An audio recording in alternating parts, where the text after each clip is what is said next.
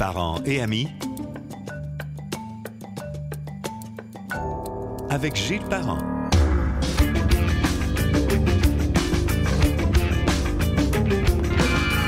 Bienvenue sur Parents et amis que l'on peut écouter sur gillesparent.com, sur Spotify, Google Podcasts, Balado de Apple et le canal YouTube. Aussi, n'oubliez pas de télécharger l'application Parents et amis sur Apple Store. Aujourd'hui, j'ai le plaisir de recevoir en podcast l'excellent journaliste économique Pierre Couture. Pierre est son propre boss maintenant, vous le savez. Il tient le site cachemireplus.com, est conférencier, analyste financier, collabore chaque jour à la radio de choix. Bonjour Pierre, comment ça va? Bonjour Gilles, bonne année 2023. Ben oui, c'est comme ça. J'allais dire, comme on a dit l'an passé, ça peut pas être pire que l'année d'avant, c'est-à-dire qu'il y a eu... Ouais, non, écoute, non, je pense qu'il fait beau, là, il faut regarder en avant, là. L'horizon se dégage. Et parlant d'horizon, parlant de choses qui bougent, Pierre Couture International, j'appellerais ça de même, poursuit son expansion. Il y a des nouveautés, veux-tu nous en parler un petit peu? Ça roule tes affaires, là. Ben, mon site web, j'aime ça, là. C'est parce que dans le fond, je suis un gars de nouvelles, donc là, moi, toutes mes affaires se ramassent là, mais j'en rajoute. Et ben c'est ça, j'ai des codes de bourse, j'ai un fil de nouvelles de crypto-monnaie. Les cryptos sont partis en feu. Le Bitcoin a fait 25% depuis le début de l'année. Donc, puis les cryptos, moi, j'y crois. Surtout ça en prend qui y croit, Pierre, parce qu'il y a beaucoup de monde qui s'acharne contre les cryptos. Parce que c'est vrai qu'il y a eu le scandale là, qui est venu un petit peu brouiller les cartes, là. C'est ça, mais c'est un scandale qui implique des humains et non la technologie, là. Donc, c'est pas la technologie Bitcoin qui a fait défaut, mais des humains qui ont été beaucoup plus, comme on dit, avares ou greedy, là, je sais pas, là. Mais c'est la même affaire dans le système financier normal, là. Des fraudeurs, il y en a partout. Mais la technologie blockchain, moi, j'y crois beaucoup, là. Fait qu'on va voir ça émerger éventuellement. Mais le Bitcoin est reparti. Écoute, en tout cas, ça va être à suivre. Oui, absolument. Dis-moi, parce tu parles de nouvelles d'actualité, je voulais juste avoir un mot de ta part sur la démission plutôt hâtive de la PDG de Hydro-Québec. Moi, j'ai juste entendu des bonnes choses. Je dis pas qu'elle n'est pas bonne, pas du tout, mais je me disais, bon, si elle est si bonne, si ça allait si bien, est-ce que c'est juste une décision politique, à ton avis? Ben moi, je pense qu'ils ne s'entendaient pas sur l'avenir d'une société d'État. Okay. Ouais, c'est ça, comme Hydro-Québec. Elle voulait faire moins de développement de barrages, travailler davantage peut-être avec l'éolien, du solaire, puis la réduction de consommation d'énergie. Mais l'autre côté, tu as un actionnaire qui, lui, veut se faire réélire dans 4 ans et lui veut faire du développement économique avec Hydro-Québec. Donc, c'était comme un clash. Mais Mme Brochu, une femme brillante, elle va se replacer. Vous allez voir, c'est pas fini, là. Sa carrière n'est pas terminée, là. Je suis pas inquiet. J'allais dire peut-être un peu sarcastique, mais en tout cas, je vais avoir ton avis là-dessus. Mener Hydro-Québec, c'est pas juste le grand boss qui donne toutes les grandes directions. Il y a tellement d'influence. Fait que moi, je dis, j'imagine que dans la haute sphère, tous les dirigeants de chacune des sections, il y a du monde extrêmement compétent rendu là. Fait que je pense pas que Hydro-Québec tombe demain matin, là. Non. De toute façon, le gouvernement est là. Pierre Fitzgibbon est là. Fait que, regarde, tout est correct. On est sécurisé. D'après moi, Fitzgibbon puis McKinsey, tu leur donnes les clés puis tout va bien aller, là. Mais Pierre, pense, si on regarde, mettons qu'on fait ça un peu plus large, là, comme un peu plus macro comme vision. Moi, dans le contexte actuel où l'Europe est pognée à de la misère à chauffer parce qu'ils ont de la misère à cause de la guerre, entre autres, en Ukraine, mais avoir tous les... Puis moi, je suis allé à Londres récemment, puis je voyais que c'était la même chose. C'est pénible. C'est 60 cents ou 70 cents du kilowattheure, alors que ici, c'est 4 à 7 cents à peu près. Fait que, on n'est pas dans les mêmes games là, quand tu parles de chauffer. Puis je vois les enjeux. Le nucléaire, même si c'est beaucoup plus safe qu'avant, on est d'accord que c'est jamais très intéressant pour le monde à cause de l'évocation du passé. Le gaz de charbon, puis tout ça. Fait tout ça pour dire que, dans le contexte, moi, je peux pas en vouloir, compte tenu de la densité si faible au Québec puis des possibilités si grandes des rivières, de penser qu'on doit pousser la machine. Moi, je peux pas blâmer M. Legault et sa gang de vouloir en faire plus puis d'essayer de continuer à vendre aux Américains. C'est quand même le bas de laine des Québécois. Hydro-Québec, dans le contexte, là. Oui, puis tu sais, non, moi, je suis plus du côté des castors là, que des côtés des on arrête tout puis on regarde ce qui se fait. Non, écoute, je pense qu'on va en construire d'autres barrages. J'ai fait des podcasts là-dessus et c'est inévitable. C'est inévitable. On va en construire d'autres. Là. Il y a des rivières encore à peut-être utiliser de façon intelligente. Évidemment, il y a toute la nouvelle technologie des turbines. Oui. On peut quasiment doubler, quand tu as un barrage qui a 50 ans, là, tu peux quasiment doubler la production d'énergie en remettant des nouvelles turbines. Donc là, Hydro-Québec va exploiter ça beaucoup. Faut penser aussi qu'avec Terre-Neuve, là, il y a le deal de Churchill Falls qui vient à terme, je pense, en 2041. Ça, c'est 5000 mégawatts. Donc, ça va être à renégocier aussi. On le paye même pas, je pense que c'est en bas d'une scène du kilowattheure. Puis, on peut présumer que ça va monter, hein? Ça se peut. Ah oui, non, les Terre-Neuviens, là, je pense, sont allés devant la cour une dizaine de fois pour casser le deal. Ils ont toujours perdu. Donc, c'est un contrat qui était sur une longue échéance, mais tu sais, il y a des affaires comme ça qui vont arriver. Et le Québec doit continuer à se développer puis attirer des entreprises qui vont, oui, consommer de l'énergie, mais qui vont donner de l'ouvrage aussi à notre monde. Il faut être conséquent parce qu'on nous dit dans ce monde où on doit en faire plus pour la planète, puis on fait l'électrification, on vante l'électrification des voitures. On a 2035 comme échéance pour la nouvelle production, nouvelle vente. Puis on veut qu'il y ait des serres de plus en plus qui produisent, qui nous amènent à l'autonomie. Tout ça ensemble fait qu'il va y avoir une demande plus grande. Puis l'autre affaire, Pierre, tu sais comme moi, si on met sur papier un projet avant qu'il soit réalisé puis que le barrage fonctionne, c'est quoi, 10-15 ans? Ah oui, c'est facile, avec les autorisations gouvernementales aujourd'hui, puis c'est rendu assez sévère, là. Donc oui, c'est au moins 10 ans là, qu'on dit. Fait que faut prévoir d'avance. OK. Parlons, parce qu'on fait des pronostics un peu sur 2023. Le temps est bon pour ça. On va parler d'inflation parce que ça touche tout le monde. Qu'est-ce qui se dessine? Qu'est-ce qu'on voit? On peut même parler de la fin de l'année 2022 et le tournant 2023. Oui, 2023, là, on va voir l'inflation diminuer. Est-ce que ça va être rapide? On va le voir. Là, j'ai vu aux États-Unis les chiffres pour décembre. On va avoir les chiffres canadiens prochainement. 6,7, autour de 7, 6,5, c'est à peu près ça au Canada aussi. Ça va diminuer. Et là, on va voir si ça s'accélère, les banques centrales, parce que les banques centrales, elles veulent s'attaquer à l'inflation coûte que coûte. Okay. Aux États-Unis, on parle encore peut-être d'une hausse en février du taux directeur pour encore donner un tour. Donc, ça se pourrait qu'on ait ça aussi au Canada parce que le Canada va arriver avant la Fed là, dans le timeline. C'est une semaine à peu près, c'est ça, maximum? Ouais, je pense que c'est un petit peu plus là, au début février. Là. Okay. Mais on pourrait voir ça. Mais si l'inflation diminue rapidement, là, mettons, je te parle jusqu'à l'été, là, mais la deuxième partie de 2023 pourrait être très intéressante. Là. On pourrait peut-être voir même des baisses de taux d'intérêt, taux directeur pour ramener du gaz dans l'économie. Là. Oui, c'est ça. Effectivement, on le sent. De toute façon, n'importe qui est dans l'économie voit que, entre autres, dans l'immobilier, il y a eu quand même des secousses. Là. C'était inimaginable aussi, avec ce qu'on a vécu depuis 10-15 ans, que ça n'arrive pas. Mais c'est arrivé d'une certaine façon, je pense que ça a surpris par le côté très soudain puis très intense. Hein. On s'est rendu compte, on s'est viré de bord. Les taux d'intérêt sont passés de 1 à 5, 6 pour l'emprunt. C'est brutal. Oui, c'est brutal. Là. Pour des gens qui étaient à taux variable en mars, à 1,5, puis là, ils sont rendus à 5, 5,5. C'est une hypothèque de, on disait, 350, 400 000. C'est quasiment 600-700 $ de plus par mois. Ah oui, c'est d'un budget, ça paraît, là. Hein? C'est brutal, là. Mais d'ailleurs, à part l'inflation, puis tout, il a monté. Dis-moi, est-ce que selon les observateurs, les Canadiens ont commencé à réduire leur rythme de vie?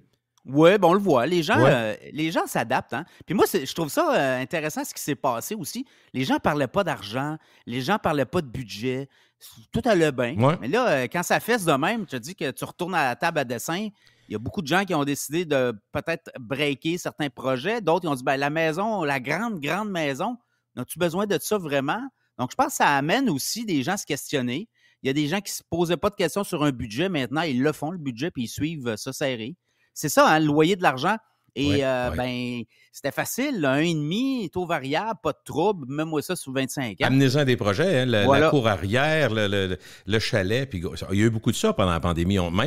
Puis c'est drôle parce que je l'entendais, on le voyait, toi tu travaillais, tu le disais, tout le monde le voyait, mais il n'y a pas tant de monde qui disait, ça vire d'abord vite, on va faire quoi? Exactement. Puis le but, c'est l'inflation, parce que là, si on laisse aller l'inflation, on était autour de 9 % en juin, je pense, 8,5, 9. Imagine si tu tombes à 12, 13, 15 % d'inflation, là, ça aurait été dangereux. Là, on aurait une spirale. Les gens, l'argent ne vaut plus rien. Là. Je veux dire, tu pelles, puis tu alimentes le feu, puis l'argent sort. Donc, non, je pense que là, les autorités monétaires, bancaires, les grandes banques centrales ont décidé de prendre le taureau par les cornes. Puis on va descendre. Le but, c'est de ramener ça autour de 2-3 % d'ici la fin de l'année ou début 2024. Donc, ça peut aller vite. Hein? L'inflation peut baisser vite. Là. on regarde les prix des matières premières, ça a baissé beaucoup. Oui. Les matériaux de construction sont revenus au même prix qu'avant la pandémie. C'est vrai. Puis mais n'importe qui... Oui, vas-y. Mais est-ce que les prix ont baissé en magasin? Bien là, c'est ça. Parce que c'est là, la pression va venir de là aussi, je pense. Puis là, le fait que l'économie ralentit, bien, tu vas avoir des gens qui vont se repositionner. Regarde, c'est Elon Musk, la semaine dernière, qui a annoncé Tesla de baisse de prix des voitures. Mais c'est pas innocent, là. Tu sais, Cathy Wood, qui est la grande gestionnaire qui a acheté du Tesla, elle, en 2015-2014, a dit, ben écoute, c'est parce que les chaînes d'approvisionnement se replacent, les prix des matières premières baissent, puis Musk, il l'a dit, moi, je vais retourner le pouvoir d'achat aux consommateurs. Donc, lui, il vient de setter dans le monde de l'automobile des baisses de prix pour tout le monde. Là. Puis c'est un gars qui a donné beaucoup, qui a été inspirant pour bien du monde. On peut présumer que ce qu'il a fait va être suivi, Pierre. Ben oui. Ah oui, mais comme des réseaux sociaux avec Twitter, là, regarde les changements qu'il est en train d'opérer. Là. Tout le monde va suivre. Les oreilles sont. Les gens le regardent aller, là, puis les oreilles sont baissées. Là. Mais juste les mises à pied. Moi, je parlais de ça avec des chums. J'ai dit, il a fait des mises à pied en arrivant. Bang! Il l'avait annoncé. Mais qu'est-ce qui est arrivé après? Qu'est-ce qui est arrivé? Amazon, les autres ont suivi. Puis c'est comme si ça légitimait. Es-tu d'accord, Pierre? C'est comme si le gars, lui, il fait le fou. Celui qu'on dit le fou. Puis je regarde j'aimerais ça être fou comme lui. Parce que, écoute, Musk a quand même fait 2-3 affaires dans la vie impressionnantes. Là, puis qui ont vraiment changé la société. Ben, c'est pas fini, mais non. Mais non, c'est pas fini. Comme catalyseur de changement, il est assez impressionnant. Là. Il est impressionnant. Puis regardez-le aller. ChatGPT, l'intelligence artificielle, lui, il est investisseur là-dedans, il y a 5 ans. Là. Il est en avance sur tout le monde de 5 ans. Écoute, Tesla fait une voiture électrique en 10 heures. Le compétiteur à Tesla dans le monde, c'est Volkswagen. Les autres font une voiture électrique en 20 heures. Ils ne sont pas capables de couper dans la chaîne de production pour essayer d'améliorer leur productivité. Alors, il est en avant, là, away. Regardez-les aller. Puis, tu sais, pour Tesla, de ce que j'ai lu, parce que tu as peut-être lu plus que moi là-dessus, mais il a comme pris le problème à l'envers. Il savait que ça prenait d'avoir une belle voiture, bonne voiture, inspirée de bien des choses, mais aussi le facteur humain, au lieu de le mettre en premier, il l'a mis en dernier, c'est-à-dire comment je peux m'en passer pour être sûr que, justement, ça va coûter moins cher, puis que ça va être efficace, que mes chaînes vont marcher, parce qu'on sait très bien que ça prend pas de congé, ça fait pas la grève des ordinateurs. Fait que, son modèle est quand même différent là, à la base. Oui, puis on est très productif. On est dans la robotisation mur à mur. Mm-hmm. Et là, il y a 4-5 gigafactories là, de Tesla dans le monde. On veut en ouvrir 12 d'ici les prochaines années. Là. OK. Il n'est pas en mode on se calme, là. On avance. Regardez, c'est bon. Non, watch him, comme on dit. Là. Le dossier du télétravail, je veux qu'on en reparle parce que ça a été depuis 2 ans sur toutes les lèvres. Ça a changé beaucoup de choses. Mais l'impression que j'ai, moi, Pierre, c'est que les patrons ont perdu le contrôle de la situation et ne peuvent plus décider grand-chose. Ah, là, c'est le gros bout du bâton appartient aux travailleurs, effectivement. Mm-hmm. Mais ça peut revenir vite, hein? Ça peut revenir vite. L'automatisation, ça, on va le voir. 2023, vous allez voir apparaître beaucoup de technologies. L'intelligence artificielle, vous avez vu, là, on commence à voir, pointe ça à l'horizon. Ça va résoudre une bonne partie du problème de pénurie de main-d'œuvre. Il y a des emplois qui n'existeront plus. On dit que l'autonomie, là, écoute, il y a des journalistes. On peut écrire des textes d'agences de presse par des robots maintenant. Là. Donc, ça peut aller très vite. Je regardais McDonald's a inauguré avant les fêtes au Texas là, un restaurant complètement automatisé. Donc, on veut aller là. McDonald's a dit qu'il va y avoir des compressions en 2023. Nous, on va répondre à la pénurie de main-d'œuvre. On ne pourra pas donner 25$ de l'heure à tout le monde. Là. Non, c'est sûr. Puis, tu sais quoi? Au rôle épocrate, comme on dit pour les gens, là, ce qui s'installe vite, puis qui est vraiment dans la même lignée, c'est ce qu'on fait à l'épicerie. Quand on arrive à l'épicerie, presque toutes les épiceries maintenant, assez grosses, là, ont des machines automatiques, puis c'est nous autres qui est caissiers. Si c'était votre rêve, peut-être une demi-journée, mais le faire tout le temps. Maintenant, c'est comme imposé, puis les gens s'y sont habitués. Moi, j'ai vraiment fait un saut quand je suis arrivé au Walmart, dans mon coin, où il n'y a plus du tout de caissier. Zéro. Juste des machines. Ah ouais. Finalement, on apprend. Puis, mais c'est un pas. Puis le prochain pas... C'est un pas. Moi, je pense que le prochain pas, c'est le panier intelligent qui s'en vient. On va scanner au fur et à mesure dans le panier. Même qu'il y a des caméras. Amazon, là, Amazon Go, son concept, là, tu as dans le panier, tu as des petites caméras. Puis, au fur et à mesure que tu déposes, ça s'en va sur ta facture directement. Puis là, tu n'as même plus il n'y a plus de... Tu sais, dans le fond, le frictionless qu'ils appellent, là, la friction aux caisses, il n'y en aura plus, là. Tu vas arriver, puis tu vas finir ton épicerie, puis tu pars tout de suite, c'est fini, c'est facturé sur ta carte de crédit, merci, bonsoir. C'est pas juste pour la vitesse, mais tu sais, une des choses qui présentement est un problème, pour en avoir jasé avec deux, trois employés qui sont comme responsables de vérifier si tout allait bien à l'épicerie, c'est qu'il y a quand même beaucoup de vols. Parce que les machines, tu sais, si tu scannes pas ton affaire, tu passes vite, ou même des fois tu l'as mal scanné, n'importe quoi. Mais c'est calculé dans leur coût, là. Ils savent très bien que si t'as pas d'employés, ben tu peux assumer les coûts de vol. Mais avec ce dont tu parles, les paniers intelligents, ben tout ce qu'il y a dans le panier, à moins que tu le mettes dans tes poches, là, c'est autre chose, là, mais tu comprends, ça va être scanné, puis il va y avoir moins de pertes. C'est un gros investissement, mais au volume qu'ils ont, d'après moi, Pierre, rapidement, ils rentrent dans leur argent. Là.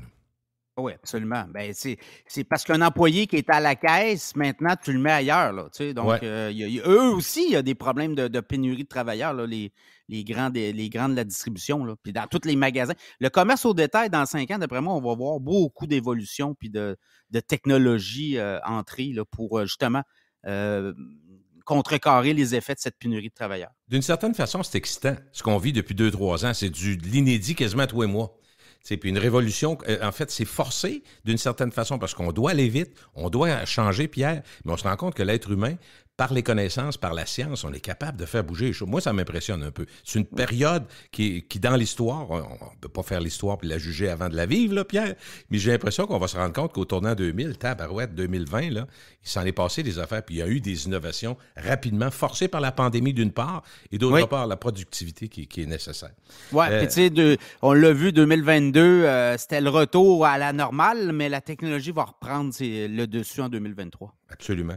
Un mot sur l'immobilier, le marché, est-ce qu'il est encore à l'avantage des vendeurs, de ce que tu vois? Oui, ce qu'on voit, parce que, je regarde, il n'y a pas beaucoup de produits, région de Québec notamment, mais à Montréal, ça commence, l'inventaire augmente un peu. Là. Okay. Mais région de Québec, le problème, c'est l'inventaire. Okay. Avant pandémie, tu avais à peu près 5000 maisons condos à vendre. Là, tu en as quoi? Près de 3000. Donc, il en manque encore beaucoup. Donc, oui, les promoteurs veulent construire, mais en même temps, les coûts d'emprunt ont augmenté. Là. Donc, pour eux, on va prendre une pause, on va digérer tout ça. Mais les agents immobiliers, les courtiers, tu parles avec eux, là, ils manquent de maisons. Là. Donc, ça fait en sorte que les prix des maisons ne baissent pas. Je regardais la région de Québec, 328 000, le prix médian en décembre. C'est une hausse de 3 % sur un an. Donc, oui, il y a moins de transactions, mais ceux qui veulent acheter, puis là, je regardais pour 2023, les pronostics, les transactions ne baisseront pas tant que ça et les prix non plus. Puis il y en a beaucoup, Pierre, probablement, que le projet reste là, l'intention reste là, le besoin reste là, mais ils sont comme sur une pause en disant « Attendons, voir », parce que aujourd'hui, on parle tellement de ce qui s'en vient, puis il y a quand même beaucoup, sans être des futurologues, des gens comme toi qui analysent tout ça, puis qui prennent de l'information partout. On est bien informés, puis on se rend compte que ça risque de tourner en 2023. Fait qu'attendre 6 mois, des fois, c'est une bonne idée, mais le besoin est encore là. Fait que quand ça va repartir, tu es d'accord que ça peut repartir raide, là? Ça peut repartir vite parce que moi, je ne m'attends pas à une grande récession. Là. Je l'ai dit à plusieurs reprises en ondes, puis je l'ai dit, je pense que je t'en ai parlé aussi. Oui. Je ne vois pas une grande récession. Il y a beaucoup encore de postes disponibles. Les entreprises, regarde là, l'embauche, là, il y a beaucoup de postes disponibles. Donc, les gens qui vont perdre leur boulot vont se revirer de bord. Hey, je voyais sur Internet, il y a un gars qui a perdu sa job avant les fêtes. 2 semaines après, il annonce qu'il s'est retrouvé une job ailleurs, meilleure de ce qu'il avait. Donc, les gens vont vouloir améliorer leur sort. Puis c'est ça, là. Je regardais les statistiques, 53 % des travailleurs au Canada veulent changer de boulot. Donc, ça se peut que... C'est énorme. Pense-y, c'est une personne sur 2. Exactement. Donc là, tu te dis, attends une minute, là, et la raison, le salaire. C'est connu, hein? Quand tu jumpes d'un emploi à l'autre, les gens qui ont jumpé plusieurs fois, mettons, sur une période de 10 ans, vont avoir un meilleur salaire que ceux qui sont restés 10 ans à même place. Ça, c'est prouvé. Mais Pierre, une des choses qui a été marquante, entre autres par les besoins en santé forcés par la pandémie, il y a bien du monde qui ont fait des ajustements de leurs connaissances, des fois un petit 6 mois de cours, 3 mois de cours, puis sont allés dans le milieu de la santé. Des gens qui avaient mettons, des bonnes jobs dans une petite entreprise, une PME de 10-15 employés, 5-10 employés, gagnant, mettons, 48 000 par année, mais qui avaient des pas pires conditions. Ils arrivent avec quelque chose de comparable dans la santé, puis ils gagnent 80 000. C'est ça. Il y en a plein que je connais qui sont passés vraiment d'un salaire différent. Fonds de pension, les avantages. Voilà. Ils disent, wow, minute. Parce que c'est une des réalités. Le gouvernement, à Québec, entre autres, il y a près de 20 000 personnes associées au réseau des compagnies d'assurance qui n'ont pas été bien touchées par la pandémie. Hein. On restait assurés pareil. Fait qu'il n'y a pas beaucoup de monde qui a perdu leur job là-dedans. Puis c'est des emplois bien payés. Voilà. Non, la région de Québec, on est comme un buffer. Là. Oui, absolument. Si tu mets gouvernemental, là, j'inclus le gouvernement at large, là, tout ce qui est enseignant, cégep, université, il y en a, là, tu sais. Puis le monde de municipal même, tu peux même mettre le municipal, c'est le gouvernement aussi. La santé, puis le monde de l'assurance. À Québec, il y a des grosses compagnies d'assurance, ça assure, oui, une stabilité. Donc, la région de Québec, toujours, c'est un problème, là, la main-d'œuvre, hein, on a des taux de chômage très bas depuis 15-20 ans à peu près à Québec. Là. Donc, effectivement, ça, on est un peu mieux immunisé que peut-être la région de Montréal. Mais écoute, moi, je ne vois pas d'hécatombe à l'économie. Et ça pourra repartir assez vite, là, peut-être 1-2 trimestres, là, peut-être là, négatif. Même le ministre de l'Économie, là, le ministre des Finances, Éric Girard, qui dit « Moi, je ne vois pas de grands bouleversements. » Donc, à moins qu'il se passe de quoi, là, mais tu sais, moi, je pense qu'on est dû là, pour une reprise économique au cours vers la fin de 2023. Tu as parlé en début de balado des monnaies virtuelles, tout ça, mais les marchés boursiers sont partis assez raides aussi en fou depuis le début de l'année. Ça t'étonne? Ah oui. Il y avait un spring, là, il y avait du monde qui était. Mais regarde, depuis le 1er octobre, là, je regardais le Dow Jones, c'est quasiment 20 % de hausse. Oh, OK. Alors, regardez le dernier trimestre de l'année, là.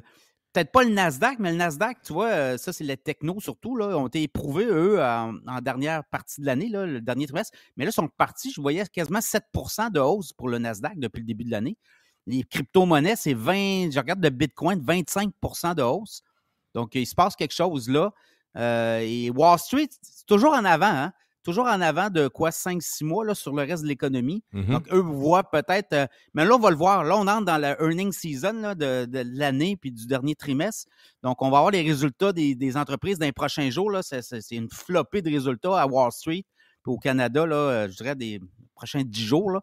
Donc, on va avoir les indications, on va avoir les prises de profit, puis on va voir aussi qu'est-ce qu'elles voient dans les prochains mois, les entreprises. Si c'est positif, là, ça peut continuer, ça peut donner du gaz sur les marchés boursiers. Parlant de gaz ou d'électricité, je voulais revenir 2 secondes sur Tesla. On parle de Tesla qui est loin devant, puis malgré la compétition, évidemment, dans le véhicule électrique, on voit qu'ils sont en avance. Mais moi, la question que j'avais, est-ce que tu vois, dans ce que tu lis, des compagnies qui sont en train de vraiment créer quelque chose qui pourrait être une vraie compétition à Tesla? C'est Volkswagen, le deuxième. Je regardais les ventes aux États-Unis, là, t'as les Chinois. Hein? Les Chinois, là, dans l'électrique, sont très présents. T'as NIO, t'as Xpeng Motors, t'as BYD. C'est des joueurs qui cassent les prix et eux autres veulent traverser ici. OK, on les voit. À ma connaissance, on ne les voit pas ici en Amérique. On les voit pas beaucoup, okay. Mais ils veulent venir. Est-ce qu'on va être capable tu sais, il y a comment on dit ça? Il y a beaucoup de chauvinisme là-dedans. Tu sais, les Allemands, c'est Volkswagen. Est-ce qu'ils vont laisser les Chinois s'implanter en Europe? Est-ce que les Américains, avec leur grande automobile, dont Tesla, hein, Tesla est rendu un gros joueur dans l'électrique aux États-Unis, est-ce qu'on va vouloir laisser rentrer les Chinois? Tu sais, il y a du protectionnisme. Fait qu'on va voir ça aussi beaucoup dans toutes sortes de secteurs de l'économie, du protectionnisme au cours 2023. Donc, Tesla est encore en avant, oui. Ils viennent de baisser le prix, c'est pas pour rien, là. Ils envoient des signaux, notamment en Chine, parce que Tesla a une usine à Shanghai. Ils veulent continuer à vendre en Chine. Donc, il y a de la compétition. Donc, on va voir apparaître des compétiteurs à Tesla en 2023, sûrement. Revenons 2 secondes sur le marché du travail. Pierre, est-ce qu'il y a des tendances sur les métiers, soit les métiers qui sont en voie de disparition ou ceux qui vont être plus forts, qui vont être les métiers de 2023, par exemple? Ouais, les métiers, écoute, moi, je vois beaucoup... la santé, probablement, j'imagine? Je sais pas. Oui, la santé, les métiers. Écoute, moi, je vois un retour du professionnel. Tu sais, les jeunes dans les écoles, là, il y a des très beaux métiers, plombiers, électriciens, tout ça. Des fois, on ne les voit pas. Là. Souvent, ils gagnent bien leur vie, en tout cas. Les mécaniciens diesel, mécaniciens industriels à 120 000 par année. On a ouvert les lignes récemment à Choix, puis les jeunes nous donnaient le salaire. Tabarouette, on faisait un saut, là, tu sais. Je veux dire, jaloux? Il y a des très bons salaires. Oui, les gars travaillent fort, les filles. Souvent, il y a des métiers où le corps humain est mis à rude épreuve, là. Souvent, les gens arrivent à 50, 55 ans, ils ont mal partout, mais ils travaillent fort, mais ils ont des très bons salaires. Donc, je pense qu'on va peut-être voir ça aussi. La Renaissance, c'était moins populaire dans les dernières années. Les métiers plus traditionnels, on va peut-être voir ça aussi revenir. Il y a des pénuries partout, hein. Donc, ça donne des opportunités aussi. Mais effectivement, il y en a qui veulent aller à l'école, il y en a qui ne veulent pas aller à l'école. Alors, ça va être ça aussi, je pense. Il y a des jeunes qui vont peut-être dire, moi, pourquoi je ferais des grandes études, quand je peux avoir un salaire rapide et un très bon salaire, je le sens, ça, le questionnement. Oui, puis ça prend toutes sortes de monde. Donc, le retour en force, mon cher Pierre, pour les vieux comme nous, du professionnel court, professionnel long au secondaire. C'est ça. Exactement. Ça sera à suivre, évidemment. Oui. Parle-moi de placement d'argent. J'ai lu, je pense que c'est sur ton blog, la fameuse règle 50-30-20, venant peut-être d'un de tes invités, mais je voulais savoir, c'est quoi cette affaire-là de placement d'argent, la règle du 50-30-20? Bien, c'est 50 de ton argent que tu gagnes pour tes dépenses normales. 30 pour tes loisirs, divertissements, puis le 20 pour l'épargne. C'est une règle qui est très simple, mais souvent, on ne l'applique pas. Et les jeunes, de plus en plus, commencent à être conscients de tout ça. C'est sûr que quand tu sors d'université ou tu sors de tes études ou tu rentres sur le marché du travail, des fois, tu as des dettes à rembourser, tu as d'autres priorités, là, mais quand tu commences à avoir un bon petit salaire, puis tu veux épargner, bien souvent, le 50-30-20, ou à tout le moins, c'est un objectif qui est peut-être pas atteignable souvent dans les premières années là, de ta vie de travailleur, mais après ça, parce qu'on le sait, l'épargne, ça peut être ce qui va faire la différence à ta retraite. Là. Tu vas prendre ta retraite à 60, 62, 65. Tu peux avoir une belle surprise à la fin, là, les intérêts composés quand tu commences à épargner très jeune. Et ça permet aux jeunes d'avoir aussi un horizon. Il y en a beaucoup qui se ramassent à 45, 50 ans. Tu as 600 000 $ d'épargne, tu es beaucoup plus indépendant dans tes décisions que si tu n'avais rien. Là, donc, il y a ça aussi, c'est une des réalités pour les jeunes. 50-30-20, c'est un peu ça. Mais puis Pierre, ce qui est un peu étonnant pour n'importe qui a réussi un petit peu à épargner ou qui est un peu plus âgé, donc qui a réussi avec le temps à en ramasser un peu, c'est de voir à quel point il y a beaucoup de gens qui vivent à petite semaine. C'est-à-dire qu'ils n'ont pas, dans les temps, en ces temps qui courent, encore moins capables de mettre de l'argent de côté. Là. Voilà, c'est 50 qu'on dit à peu près. Ouais, c'est un Québécois sur deux qui vit d'une paix à l'autre. Donc, il y a ça aussi comme réalité. Mais ça aussi, le gouvernement vient en chercher beaucoup dans nos poches. On a vu encore les chiffres là, récemment. Les Québécois sont ceux qui ont les moins bons salaires au Canada. Une fois tout passé, là, l'impôt payé, tout le monde, là, ton dû pelé et tout. Là. Le net est plus bas qu'ailleurs, c'est ça? Hein? Oui, c'est pour ça. Le gouvernement vient en chercher beaucoup et c'est pour ça que le gouvernement a 14 milliards de péréquation aussi. Là. C'est parce qu'ils viennent d'en chercher énormément. Je pense qu'il y a une différence avec l'Ontario entre 20 000 et 80 000. Là, c'est là surtout que les gens paient de l'impôt. C'est 28 de différence avec l'Ontario. Oh! Ça, M. Legault qui veut être meilleur que l'Ontario en parle moins. Hein? Tu vois, l'autre statistique qui frappe, c'est 20 des travailleurs paient 70 de l'impôt sur le revenu au Québec. Oh! Ça veut dire que ta gang là, qui paye de l'impôt, là, on dit les riches, il faut taxer les riches, les imposer davantage. Bien, c'est eux autres qui payent le plus d'impôts. Il y a beaucoup de monde qui ne paye pas ou presque pas d'impôts au Québec. Là. D'une certaine façon, merci ceux qui ont de l'argent, c'est eux qui font rouler la patente. Même si on parle d'inégalité et tout ça, oui, il y aura toujours moyen de se plaindre. Là. Mais dans les faits, c'est majeur. Là. Mais sais-tu, Pierre, moi je me disais, en jasant avec des amis, puis en écoutant le monde parler, je me disais, il y a deux écoles que je vois sur la situation actuelle où l'inflation est élevée. Il y en a qui ont décidé, effectivement, de se faire un budget, ce qui est jamais très agréable, là, puis de voir où vont les dépenses, puis essayer de s'aligner, puis peut-être de couper dans certaines choses qui sont plus faciles à couper. Puis d'autres qui essaient de se trouver un petit job d'appoint. Juste pour éviter de plus en plus. Ouais, tu vois ça, toi aussi, hein, déjà un petit job de soir, un petit sideline avec sa blonde, on lance ça en ligne, peut-être ça sera le fun. Tu sais, des choses qui se partent bien. Je ne veux pas dire que ça va marcher, là, mais juste pour essayer de... oui, c'est ça. Puis souvent, c'est peut-être la porte pour un deuxième revenu, mais peut-être une nouvelle carrière. Il y a beaucoup de gens qui ont dit hey, je voulais toujours faire ça, puis là, je le fais, puis là, tu vois, il y a des revenus, puis éventuellement, je pourrais jumper là-dedans puis avoir plus de plaisir que ma job où j'ai moins d'émotions, mettons. Mais tu es un bel exemple. Oui. Toi, tu as switché, tu as fait le saut. Avec, tu sais, comme tu expliquais, quand tu as quitté une très bonne job stable avec des conditions extraordinaires, il y avait un risque, mais en même temps, là, je pense pas que tu regrettes aujourd'hui. Tu vois, tes affaires vont bien. Ça marche pas tout seul non plus. Il faut que tu travailles. Non, il faut travailler. Mais j'ai le petit côté entrepreneur, puis je regardais les doers, puis je regardais le monde qui fabriquait des choses, puis je me disais, je vais faire moi aussi ça. Puis je le fais, puis ça fonctionne. Donc, mais en même temps, j'avais un background de 25 années en journalisme. Tu sais, j'ai quand même un nom et ça aide beaucoup aussi. Pour la crédibilité, c'est pas mauvais. Là. Voilà. Donc, mais en même temps, je pense que les gens, à un moment donné, on veut faire autre chose. Puis ça se prépare, ça, tranquillement. Là. Ouais. Donc, oui, il y a des gens qui ont des sites et je regarde les possibilités. Là. Il y a des sites de recrutement. Tu peux faire en ligne des heures chez vous. Ah oui. Ça paraît pas. Tu fais 10 heures en fin de semaine, une fin de semaine, puis tu te fais des revenus assez bons. Là. Oui, effectivement, qui font la différence, qui t'évite d'être obligé de trop couper dans tes dépenses, mais que tu augmentes tes revenus. C'est ça le but, dans le fond. Voilà. Pour regarder, tu as dû voir la même chose que moi. Dans le temps des fêtes, entre autres, même si c'est une période qui est faste habituellement pour les commerçants, j'ai trouvé qu'il y avait... C'était pas si plein que ça dans les magasins. Puis je me disais, est-ce qu'on est dû, on n'arrête pas d'en parler depuis des années, pour des crashs dans le monde du commerce au détail? Ça, c'est à chaque année. Hein. Janvier, février, on le voit, là, il y a des détaillants qui tombent. Il y en a qui font le ménage. Il y a des modèles d'affaires qui se refont. C'est éternel dans le commerce au détail à chaque année. Fait qu'on va avoir des fermetures, il y a du repositionnement.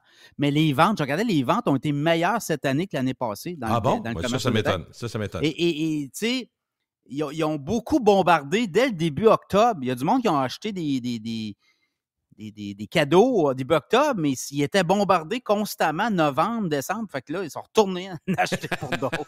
Fait que, je ne sais pas, ils travaillent très bien. Le marketing se fait bien. Puis là, je regardais les ventes en ligne. On était à peu près 21-22% total des ventes chez les détaillants, là, alors qu'avant pandémie, on était à 14. Oh mon Donc, Dieu, OK, ça là, continue à monter. Donc, l'effet de l'arrivée en ligne, le côté commode de la vente en ligne, c'est majeur, là. Oui, ça continue à monter. La progression est encore là. Un mot sur les restaurants, parce que c'est une autre chose. Au Relais Pâquerette, je reviens à ça, mais on va à l'épicerie, puis on voit du monde à l'épicerie. On voit plein d'affaires qu'on ne voyait pas avant. Tout le monde a des listes dans les mains. Le téléphone qui sort pour essayer de magasiner. Fait qu'il y a beaucoup plus. Puis le couponing, le Rebee.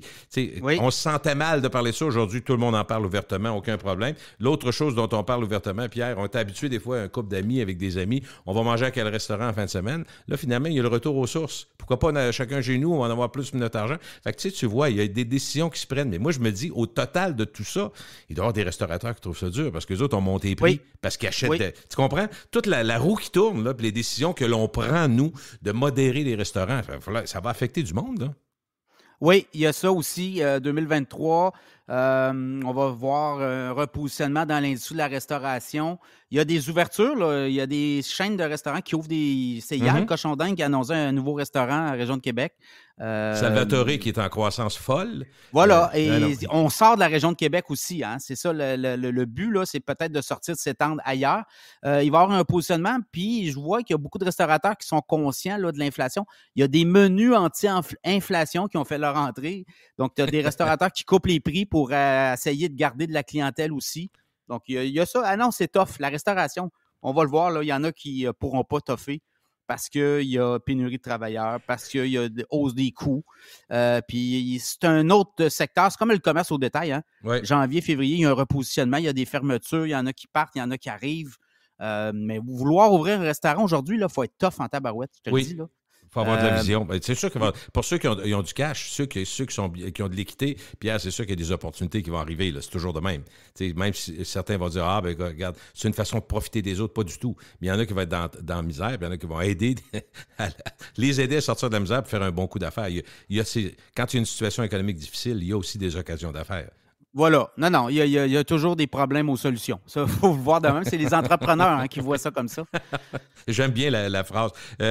Avant de se quitter, deux choses. Je voulais qu'on revienne sur les mises à pied massives. Entre autres, on a parlé d'Elon Musk, mais Amazon, Facebook et les autres. Est-ce que ça a été un coup à donner pour qu'on verra plus ça ou tu penses qu'il peut y en avoir d'autres? Peut-être là, dans les prochains mois, on va le voir. Mais le coût est pas mal donné, je pense. L'industrie financière aussi, peut-être. Les banques, je voyais, ils commençaient à avoir peut-être des mises à pied. Mais tu sais, en même temps, c'est un couteau à double tranchant.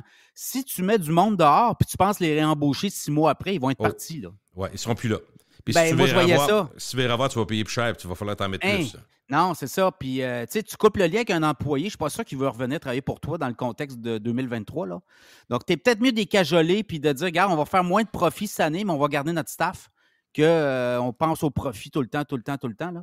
Donc, 2023 va amener peut-être une conscientisation chez les employeurs à ce niveau-là. Je ne sais pas, Pierre, si tu as lu sur Disney, mais moi, je lis toutes sortes d'affaires bizarres sur Disney en disant qu'il y avait de la misère à attirer du monde dans leur parc. Ils ont mis des coûts partout exorbitants. Les familles capotent comment ça coûte cher maintenant à aller à Disney. Fait que je me dis, à un moment donné, ça va peut-être paraître en bas, ça va peut-être paraître dans la structure. Est-ce que tu as lu un peu là-dessus ou... Oui, de plus en plus, les entreprises regardent, oui. Dans le cas de Disney, tu vois, on va rappeler les travailleurs en présentiel 4 jours au bureau dès mars. Hein? Oh, Le grand patron de Disney est revenu. Là, on avait Bob Iger avait été remplacé là, quelques années, puis là, on l'a ramené avant les fêtes parce que ça allait pas trop bien chez Disney. Donc, Disney+, les plateformes, les grandes entreprises qui ont pris des grands virages vont revenir, vont se recentrer, j'ai comme l'impression, dans les prochaines années. Dans le cas de Disney, c'est ça, on va se recentrer sur, on va peut-être éjarrer un peu partout, là. On va peut-être ramener des lignes de production, on va remettre ça douette, là. Donc, oui, ça en est un exemple, ça aussi. Mais moi, ma prédiction aussi pour le bureau télétravail, là, d'après moi, on va donner un coup.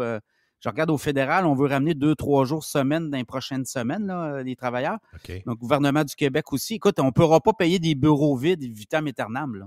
Non, puis en même temps, il y a peut-être... tu sais, on est allé à l'autre spec forcé par la pandémie, mais là, moi, je pense qu'on n'a pas atteint l'équilibre. Tu sais, quand on va arriver à un équilibre hybride, peut-être 2 jours, 3 jours, 2 jours à la maison, 3 jours au travail, ça me semble être quelque chose. Mais on n'est pas là encore, là, à mon avis. Là, tu vois, c'est Disney qui dit, moi, 4 jours semaine au bureau en mars. Donc, si lui le fait, il y en a d'autres qui vont suivre. Dans le privé, là. Puis ça va peut-être donner des envies à des gouvernements. Nous, ce serait le gouvernement qui ferait la différence, à mon avis. Si le gouvernement statuait d'une chose comme ça, Pierre, c'est sûr que ça aurait une influence. Moi, je pense. Parce que là, les prix des pieds carrés, on continue à payer des bureaux dans le vide, là. Donc, il y a un coût à tout ça aussi. Le gouvernement, c'est notre argent, là. Mais dans le privé, c'est pas long, là. Les décisions se prennent, puis on coupe de moitié les bureaux, puis on va optimiser. Ça se fait. Mais il va falloir que les gouvernements suivent éventuellement, prennent des décisions. L'autre affaire qui a été faite, puis que j'ai trouvé intéressante, plusieurs avaient évoqué, moi je fais partie de ceux-là, qui avaient dit des gros édifices, les skyscrapers, puis tout ça, qu'est-ce qu'on fait avec ça? Puis plusieurs disaient, ils vont faire des hôtels puis des condos avec ça. Mais tous les ingénieurs ont dit, c'est pas fait pour ça. L'isolation n'est pas faite pour ça, le système mécanique n'est pas fait pour ça, le système, tu sais, à part des toilettes à quelques étages, c'est des investissements fous de remettre ça pour de la location puis du logement. Fait que, absolument. C'est pas une solution simple, autrement dit. Là. C'est pas simple. Puis ça va être des changements. Mais les coûts, beaucoup dans l'immobilier, beaucoup de promoteurs à 1,5, là, taux variable, eux autres à 5, ils ne peuvent plus suivre la parade. Là. Ah non. On l'a vu, Groupe Sélection est tombé au combat en 2022. Il y en a peut-être d'autres qui vont tomber en 2023. Ça sera à suivre. Puis même, Pierre, souvent, on blâme les banques en disant, écoute, le resserrement, comme c'était eux autres qui décidaient, c'est la banque centrale. Mais tu le sais parce qu'on l'a vu aux États-Unis à la fin des années 2000, 2008, 2009, 2010, à Détroit, entre autres, ou dans plusieurs villes américaines avec les subprimes. Il n'y a pas une banque puis une entreprise bancaire qui a le goût de gérer des maisons puis de la location de maisons. Eux autres n'espèrent pas que tout le monde tombe. Là, c'est pas ça le but. Mais non, c'est ça. Je pense que tout le monde se parle. Tout le monde espère, ben oui, tout le monde espère. Il y a encore du lousse, tu sais, un chalet, 2 skidoo, une moto, tu sais, il y a ça aussi. Il y a peut-être du monde qui vont vendre leurs affaires avant. Marketplace, on débarrasse. Exact. Ça peut être populaire, ça, en 2023. Est-ce que tu es inquiet, dernière question, de l'endettement des Canadiens ou tu penses que c'est momentané, c'est circonstanciel? Bien, c'est la moitié des gens qui sont très endettés. L'autre moitié semble bien gérer tout ça. Okay. Donc, mais ils ne peuvent pas étirer l'élastique trop, hein, parce que justement, c'est tout le système qui pourrait en ressentir. Fait que je pense que là, on a comme monté, là. Puis même, c'est le patron de la Banque nationale qui disait là, la semaine dernière, ben les gens payent encore, on n'a pas trop d'hypothèques. On a pris les devants, on a parlé avec notre monde, puis les gens vendent le skidoo, puis ils vendent leurs affaires.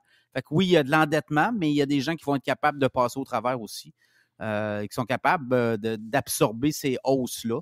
Mais évidemment, il va en avoir là, des histoires tristes. Là, et on ne peut pas... non, ben c'est sûr. Il y en a toujours eu, puis il y en aura toujours. Il y en aura toujours. Mais je pense que collectivement... si on est capable de toffer prochain mois, là, on va passer au travers. Merci beaucoup, Pierre. Très gentil. Plaisir. Pierre Couture, qu'on entend à Choix tous les midis, hein, c'est ça? Oui. Salut. À bientôt. Salut. Bye.